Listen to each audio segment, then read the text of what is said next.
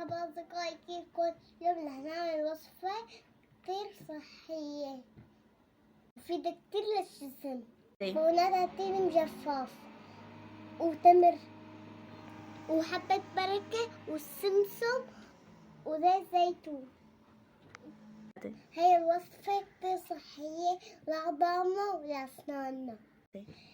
التين مع زيت الزيتون مذكورين كتير بالقرآن الكريم بصورة والتين والزيتون، فهي الوصفة بتعمل معجزات، بتقوي الشعر والأظافر وبتمنع الإمساك وبتساعد من نزول الوزن وبتمنع الأمراض وبتقوي القلب وبتعمل ضد فيتامين د للجسم.